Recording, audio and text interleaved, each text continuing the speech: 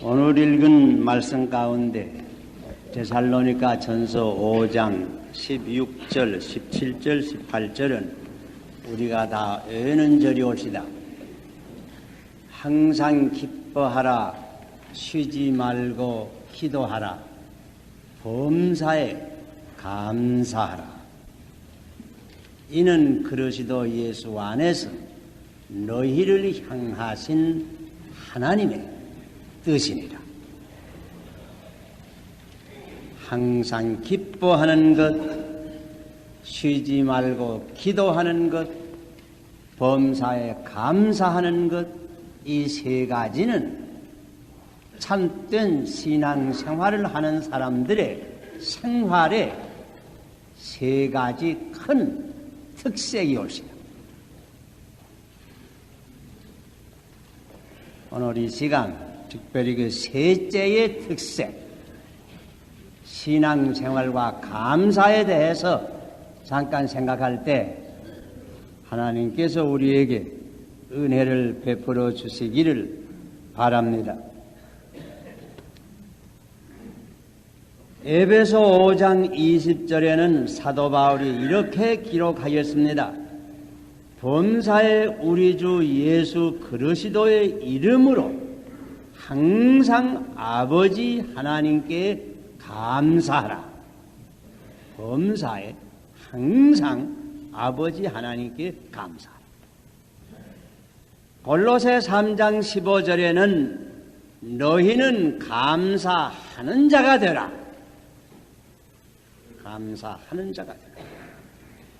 빌립보 4장 6절에는 감사함으로 하나님께 아뢰라.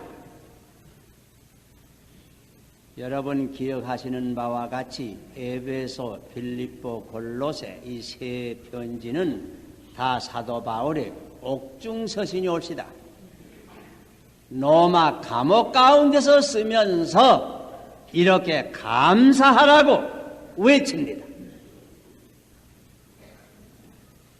사도행전 27장 35절을 읽어보면 사도 바울이 마지막으로 로마를 가는 길에 지중해에서 큰 폭풍우를 만나서 열나흘 동안이나 해와 별을 보지 못하고 광풍에 밀려가는 그런 폭풍우 속에서 하나님께 감사한 기록이 남아 있습니다. 사도 바울은 어디서나 언제나 항상 감사의 생활을 했습니다. 그 원천이 어디 있는가? 환경은 아닙니다. 그는 도처에 핍박을 받으며 산 분입니다. 사도행전을 읽어보면 그는 다메섹, 루스드라, 이고니온, 빌립보, 데살로니가, 에베소, 예루살렘 이 여러 곳에서 핍박을 받은 기록이 있습니다. 고린도후서 11장에 그이가 친히 기록한 바와 같이 매도 수없이 맞고 여러 번 죽을 뻔했습니다. 여러 번 자지 못하고 줄이며 목마르고 여러 번 굶고 춥고 헐벗었노라. 이런 생활을 한 사람이 옳시다. 이런 감사의 생활은 건강에 있는 것도 아닙니다. 건강의 큰 축복입니다. 그러나 사도 바울은 이 건강의 축복은 없는 모양입니다. 친히 기록한 대로 그 몸에는 가시가 있었습니다. 언제나 그를 괴롭게 했습니다. 갈라디아 지방의 전도 같은 것은 병 때문에 여행을 못하고 머물러 있는 동안에 복음을 전파했다고 했습니다. 건강도 아니었습니다. 물론 이분은 무슨 가정의 위로가 있은 것도 아닙니다. 가정은 참 큰 축복입니다. 그러나 이분은 그런 위로도 있는 것이 아닙니다. 우리가 아는 대로는 일생을 독신생활한 분입니다. 문자 그대로 사방에 늘 돌아다니면서 예수님 말씀하신 그대로 여호도 굴이 있고 공중에 나는 새도 깃이 있으되 머리 둘 곳이 없이, 정처 없이, 집 없이, 자기 집 없이 방랑의 생활을 하신 분입니다. 그러나 그의 마음 가운데는 감사한 생각이 충만했습니다. 이 감사한 생활의 근원이 어디 있었습니까? 이자 말과 같이 애계에 있은 것은 아닙니다. 그 속에 있었습니다. 환경에 있은 것도 아니고, 건강에 있은 것도 아니고, 가정에 있은 것도 아니고, 물질에 있은 것도 아닙니다. 그 속에 있었습니다. 그 속에 있는 믿음이 옳습니다. 믿음은 뿌리요 감사는 그 열매였습니다. 우선 그는 믿음으로 오는 구속의 기쁨이 언제나 그 마음속에 충만해 있는 것입니다. 로마서 7장을 볼 것이면 그는 인간으로서의 참 깊은 도덕적 고민을 겪은 분입니다. 그는 보통 사람이 아닙니다. 어떻게 하면 내가 하나님 앞에서 옳은 사람이 될 수 있겠는가? 이런 문제를 탐구한 분입니다. 사람 앞에서가 아닙니다. 내 양심 앞에서가 아닙니다. 하나님 앞에서 의를 얻을 수가 있겠는가? 그래서 그는 양심적으로 율법 그대로 지켜보라고 가진애를 썼습니다. 그러나 그가 발견한 것은 그 육신 속에 죄의 법이 있어서 항상 그로 하여금 실패하게 하였습니다. 원하는 것은 못하게 하고 원치 않는 것은 하게 만들었습니다. 그래서 그는 탄식하였습니다. 오호라 나는 괴로운 사람이로다. 누가 이 사망의 몸에서 나를 구원하랴. 그러다가 예수님을 만난 것입니다.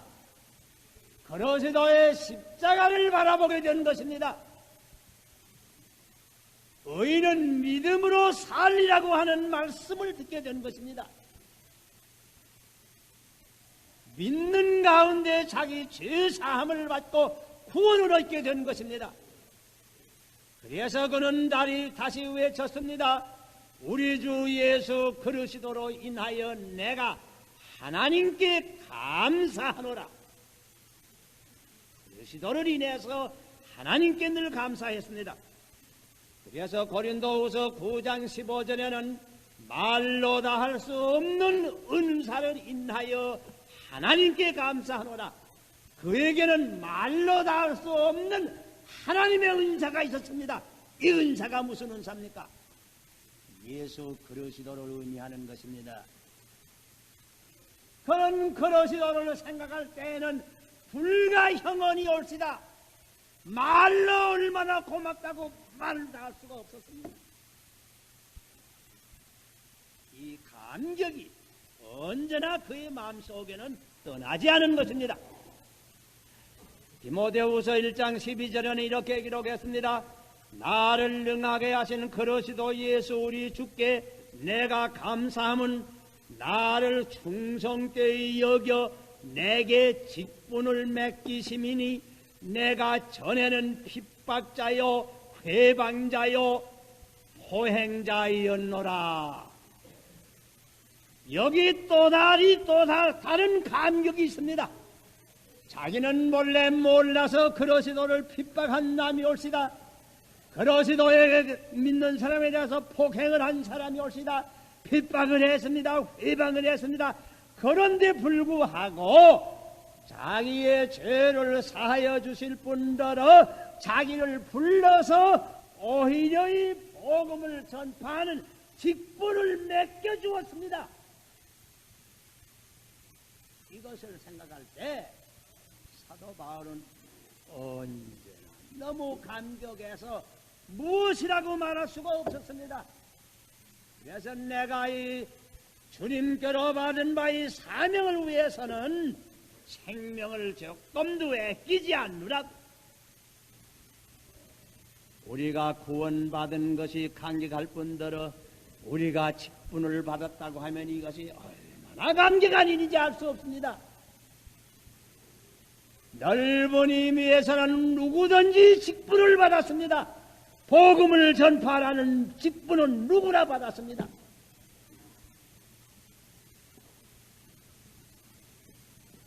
이런 감격이 그의 심령 속에는 언제나 가득 찼던 것입니다. 그뿐만 아닙니다. 그는 그의 경험을 통해서 분명히 깨달은 진리가 있는 것입니다. 로마서 8장 28절에 그는 이렇게 기록하였습니다. 우리가 알거니와 하느님을 사랑하는 자 곧 그 뜻대로 부르심을 입은 자들에게는 모든 것이 합력하여 선을 이루느니라. 우리가 알거니와 말했습니다. 우리가 체험적으로 아는데 하나님을 사랑하는 사람은 뜻대로 부르심을 입은 사람들에게는 모든 것이 합력해서 선을 이루는 것을 아는 것입니다. 평안한 일이나 괴로운 일이나 기쁜 일이나 슬픈 일이나 성공이나 실패나 건강이나 질병이나 다 택함을 입은 사람들에게는 선을 이루게 하신다고 하는 이 진리를 그는 체험적으로 아는 것입니다. 찬송가 348장 첫 절을 여러분 기억하시지요? 나의 갈 길 다가도록 예수 인도하시니 내 주 안에 있는 긍휼 어찌 의심하리요? 믿음으로 사는 자는 하늘 위로 받겠네. 무슨 일을 만나든지 만사 형통하리. 이 믿음이 사도 바울에게 있은 것입니다.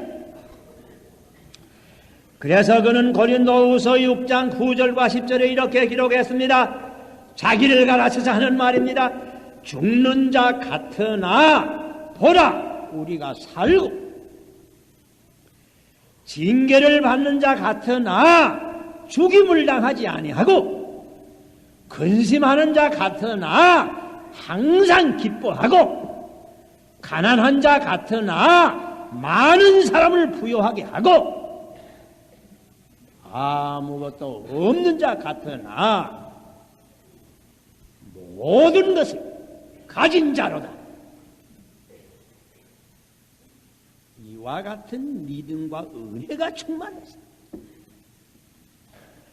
그러므로 그는 항상 이 믿음은 감사의 열매로 나타난 것입니다. 사실은 감사는 믿음의 한 척도입니다. 무슨 말인가 하니 감사를 얼마나 하는지 그걸 보고 그이가 믿음이 얼마나 있는지 헤아려 알 수가 있다고 하는 그 말입니다. 믿음을 재보는 한 차와 같습니다. 믿지 아니하는 사람은 감사할 줄 모릅니다. 믿음 아주 없는 사람은 감사가 없습니다. 그러게 로마인서 1장 21절에 믿지 아니하는 사람은 감사치도 아니하고 이렇게 단적으로 기록했습니다. 예수님 비유 가운데 어리석은 부자가 농사를 그렇게 잘해서 쌓을 창고가 부족한데 불구하고도 하나님께 감사할 생각을 하나도 안 했어요. 그러나 예루살렘의 어떠한 애로운 가난한 과부는 자기의 연명할 것을 하나님께 바쳤어요. 왜? 이 가난한 과부는 그 마음속에 믿음이 있었어요. 기독교 신앙은 사람으로 하여금 감사한 마음을 가지는 사람을 만듭니다. 예수를 믿는다고 다 지식이 있는 사람이 된다고 보장할 수 없지요. 예수를 믿는다고 다 돈을 잘 번다고 보장할 수 없지요. 그러나 한 가지 보장할 수 있는 일은 누구나 참 믿음이 있으면 감사한 마음이 충만한 사람이 됩니다. 믿음이 있는 사람은 모든 것을 바라볼 때에 감사한 마음이 그 마음에 충만해집니다. 천지 만물 일원 성신을 바라볼 때에도 감사한 마음이 있습니다. 산천초목과 오곡백과를 바라볼 때도 감사한 마음이 있습니다. 봄동산의 꽃을 볼 때나 여름의 녹음방초를 볼 때나 가을의 붉은 단풍을 바라볼 때나 겨울의 흰 눈을 바라볼 때에도 다 하나님의 은혜를 깨달아서 얼마나 감사한가 감사를 합니다. 믿음이 있어야 부모의 은혜도 깨닫고 부모에게 감사할 줄 압니다. 믿음이 있어야 사회의 은혜도 깨닫고 사회에 감사할 줄을 압니다. 믿음이 있어야 국가의 은혜도 깨닫고 국가에 대해서 충성을 다하고 감사할 줄을 알게 되는 것입니다. 전에 로마의 유명한 문학가 시세로는 일찍이 이런 말을 남겼습니다. 감사한 마음은 최고의 덕일 뿐더러 모든 덕의 어머니가 되느니라. 사실 그렇습니다. 감사한 생각이 가득한 이는 남을 해칠 생각을 할 수가 없습니다. 불의한 일을 도모할 수가 전혀 없는 것입니다. 감사한 마음이 있는 이는 자연히 봉사를 잘 하게 됩니다. 시몬의 장모가 열병으로 누워서 예수님께서 가서서 그 열병을 권체 주시니 그 다음에 기록한 말이 뭐인가는 일어나서 예수님과 그 제자들에게 수종을 들었다 그랬습니다. 곧 봉사를 했습니다. 왜? 감사해서. 예수님께서 어떤 두 소경을 만나서 권쳐주면서 조용히 돌아가서 아무에게도 이런 얘기 하지 말라고 부탁해 보냈는데 이런 부탁했는데 불구하고 사방으로 돌아다니면서 예수를 전파했다고 그랬습니다. 왜? 너무 감사해서. 가로 유대는 돈이 아까워서 그거 왜 향유를 허비했는가 책망을 했는데 베다니 마리아는 값진 향유를 예수님의 머리와 그 발에 부어주었습니다. 왜? 주님의 은혜가 감사해서. 누가 교회를 제일 열심으로 봉사합니까? 감사한 마음이 많으니. 누가 제일 열심으로 복음을 전파합니까? 감사한 마음이 많으니. 누가 정성으로 헌금을 드립니까? 감사한 마음이 많으니. 누가 효자와 효녀가 됩니까? 부모의 은혜를 깨닫고 감사한 마음이 많으니.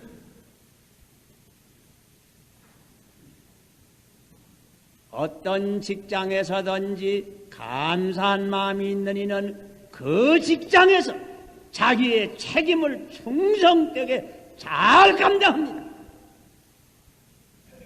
감사한 마음이 없는 사람, 자기 책임 바로 감당하지 못합니다. 반면에 왜 가로 유대가 마지막에 반역자가 되었습니까? 감사한 마음이 없었습니다. 왜 다윗의 아들 압살롬이 자기 아버지를 배반해서 역적이 되었습니까? 부모 은혜를 알지 못하고 감사한 마음이 없었습니다. 감사는 이렇게 믿음의 척도가 되는 겁니다. 전에 다니엘 같은 사람은 조서에 어인이 찍힌 줄을 알고도 그 무슨 말인고 하니 우상을 만들어 놓고 거기에 절하지 아니하는 사람은 다 사자굴에 넣어라 하는 그런 조서요. 그건 자기를 사자굴에 넣으란 말이요. 그거에 찍힌 줄 알고도 다니엘 6장 10절 읽어보세요. 그는 여전히 예루살렘을 향한 문을 열어놓고 하나님께 기도와 감사를 드렸다고 했습니다. 욥의 환난을 여러분이 다 기억하십니다. 욥은 동방의 의인이었습니다. 그러나 갑자기 자기는 알 수 없는 이유에 의지해서 큰 환난을 당했습니다. 모든 재산이 일시에 없어졌습니다. 그렇게 아름답고 잘생겼던 자녀들 10남매가 하루아침에 몰살을 당했습니다.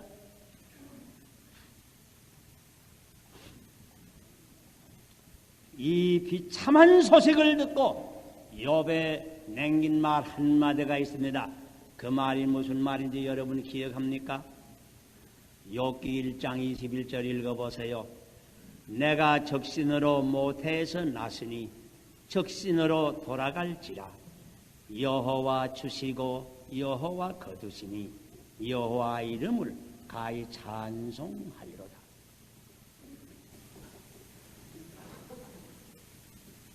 저번 새벽 기도회 때 김윤근 목사님 이런 말씀합니다. 여기 손양원 목사님, 순교자 손양원 목사님이 그 6.25 전에 여수와 순천 반란 사건이 일어나서 자기 아들 형제, 맏아들, 둘째 아들 형제가 공산당에게 학살을 당하지 않았어요. 그 다음에 그 아들 형제 장례식을 합니다. 물론 여러분이 그 목사님을 위로하기 위해서 정성을 다합니다. 그러나 그때 그 목사님 장례식 때 나와서 8가지로 감사를 합니다. 한 집안에 순교자 하나만 놔도 감사한 일인데 우리 집안에 둘씩 생겼으니 얼마나 감사할까. 구약에 보면 맏아들을 하나님께 꼭 드리라고 했는데 난 맏아들과 둘째 아들까지 온전히 드렸어요. 얼마나 감사해요. 순교자의 피는 교회의 종자라고 했는데 이 어린 것들의 피가 이 앞으로 교회의 종자가 되게 되었으니 얼마나 감사합니다. 8가지로 감사를 드립니다.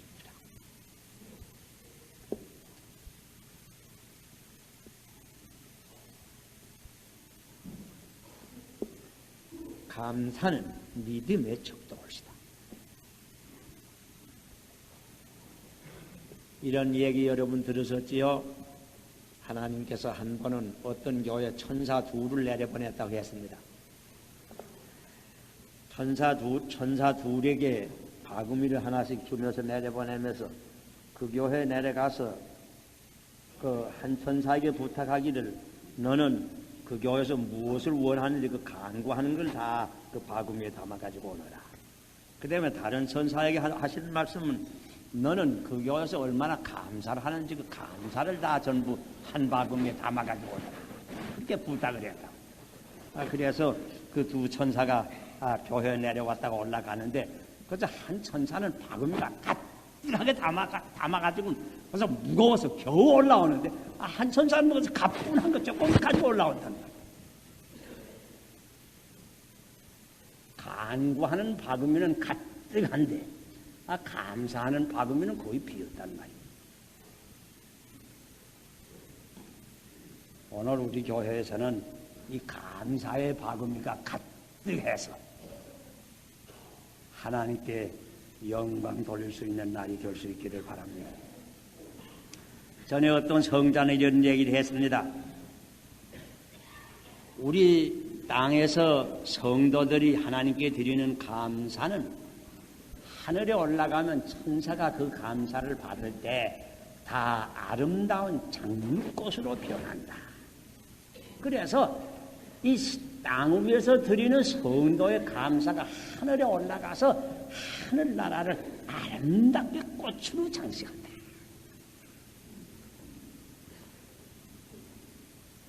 오늘 우리 교회가 하늘나라를 아름답게 장식하는 이런 교회가 될 수 있기를 바랍니다. 해외교를 창립한 모함메드가라는 사람이 있죠. 그가 이런 얘기를 했다고 합니다. 자기가 꿈 가운데 한번 보니 큰 천사가 하나 있는데 그 천사의 머리가 7만이더라. 매 머리에 얼굴이 또 7만이더라. 매 얼굴에 입이 또 7만이더라. 매 입에 혀가 7만이더라. 그런데 매 혀가 7만 방언으로 하나님을 찬송하고 하나님께 감사를 드립니다. 하늘나라는 찬송과 감사로 충만한 곳입니다. 오늘 우리 교회가 중심으로 하나님을 찬송하고 감사를 드리면 이곳에 하늘나라가 임할 것입니다. 범사에 감사하라. 이것은 그리스도 예수 안에서 너희를 향하신 하나님의 뜻입니다. 그런 거로 우리는 캄캄한 때에도 밤에도 별을 찾아보면서 감사를 드릴 줄 알아야 합니다. 검은 구름 가운데서도 무지개를 찾아보면서 감사를 드릴 줄 알아야 합니다. 떨어지는 꽃 가운데서도 장차 열릴 열매를 바라보면서 감사를 드릴 줄 알아야 합니다. 슬픈 가운데서도 영원한 소망을 바라보면서 감사를 드릴 줄 알아야 합니다. 고독한 가운데서도 주님께서 같이 계시니 감사를 드릴 수밖에 없습니다. 중한 병 가운데서도 내 영혼이 강건하니 감사를 드릴 수밖에 없습니다.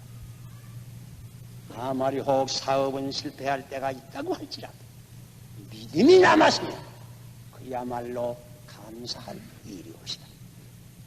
범사에 감사.